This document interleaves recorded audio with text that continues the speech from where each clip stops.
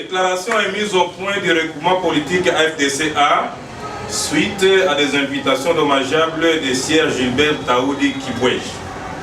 Depuis quelques jours, M. Gilbert Amour Taoudi, qui s'est dit être le président régional de l'ONG SOS Droits de l'homme en catastrophe citoyenne comme toi,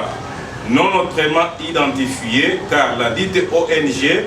ne dispose pas de personnalité juridique en République démocratique du Congo. S'illustre par des déclarations et des écrits incendiaires teintés d'une forte connotation politique dans lesquels il s'immisce dans un dossier administratif des travailleurs de la société Interlac, Kabimba et Makala, relevant du droit du travail conformément au Code du travail en vigueur en République démocratique du Congo et sans en connaître les contours. Dans un élan militantiste et populiste, Sieur Gilbert Amour Taoudi prétend défendre les intérêts des agents de la société Interlac qui ont cessé de travailler depuis 2016 suite aux difficultés structurelles, énergétiques, logistiques et économiques de la société. Plus grave, Gilbert Amour Taoudi sort du cadre de défense des droits de l'homme et s'apprend violemment au sénateur professeur Modeste Batiloukwebo, président national statutaire et autorité morale légale de notre regroupement AFDC et alliés, l'accusant sans preuve d'avoir dirigé les pays durant 19 ans dans les chaos et les pillages systématiques et s'enrichissant scandaleusement au dos des pauvres citoyens congolais avec ses compagnons du FCC. Il ajoute en disant que l'honorable sénateur Modeste Batiloukwebo et toutes ses entreprises de l'État, honorable Modeste Batiloukwebo fait partie des dinosaures du Front commun pour le Congo qui ont déclaré la faillite de toutes les entreprises de l'État pour ensuite les racheter. Pourtant, Interlac est une société privée et donc n'a jamais été la propriété de l'État. Il prétend que l'ancien employeur Endelberger Ciment a laissé un montant d'1 500 000 $ au sénateur Batiloukwebo en vue de payer les décomptes finaux des travailleurs, comme si l'ancien employeur était incapable de payer lui-même directement ses employés. Il ne s'arrête pas là, il accuse le sénateur d'avoir détourné les 10 montants pour avoir calculé les dits de compte au taux de 900 francs le dollar au lieu de 1750 francs congolais, taux de 2016. Par ailleurs, pareilles accusations et affirmations sans preuve ne peuvent laisser indifférent tout citoyen congolais qui a suivi les cursus du sénateur professeur Modeste Batiloukwebo depuis son combat dans la société civile, dans la FDC son parti et dans la AFDCA son regroupement politique. Un homme intègre, correct, travailleur, intelligent, entreprenant, courageux et jamais accusé de corruption ni de violation des droits de l'homme. Nous, les compagnons et camarades du sénateur professeur Modeste Batiloukwebo, qui suivons et connaissons ce qu'il s'est fait, ce qu'il fait pour les biens du peuple congolais partout où il est passé, SONAS avec les dossiers des assurances et de la MONUC, ministère du budget avec l'institution du corps des sous-gestionnaires et des contrôleurs de crédit, au ministère de la fonction publique avec les contrôles rigoureux de la paix des fonctionnaires et des militaires en particulier, au ministère du travail avec les rayonnements de l'INSS, de l'INPP et de l'ONEM qui étaient en quasi-faillite, au ministère de l'économie avec la baisse drastique des prix des billets d'avion,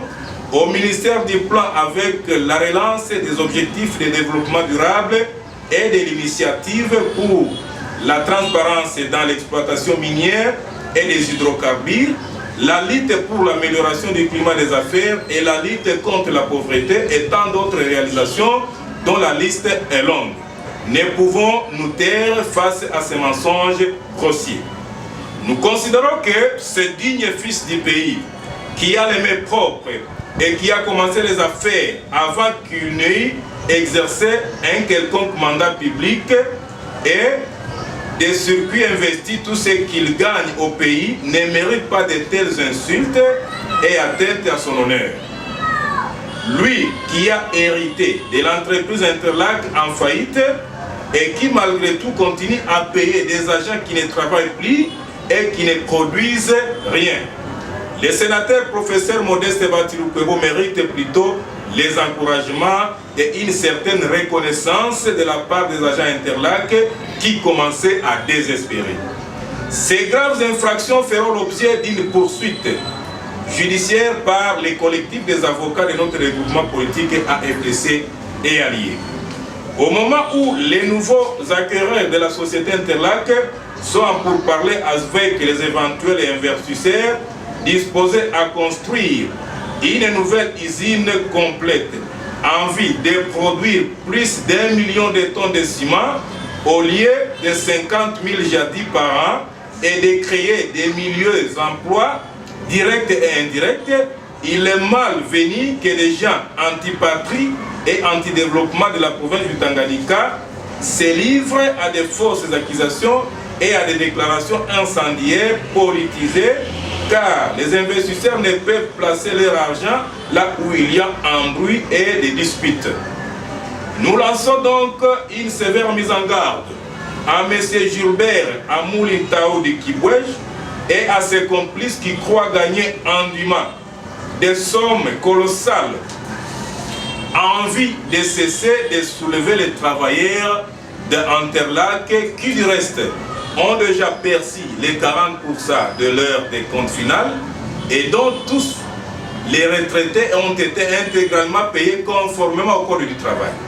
Sûrement que l'ancien employeur s'était rendu compte des graves erreurs des calculs, ce qui a entraîné le licenciement de l'ancien directeur général, erreur intentionnelle des responsables administratifs et financiers de l'entreprise. La fédération de l'AFDC Tanganyika demande aux autorités provinciales d'apporter leur concours et à la préservation de la paix et à la quiétude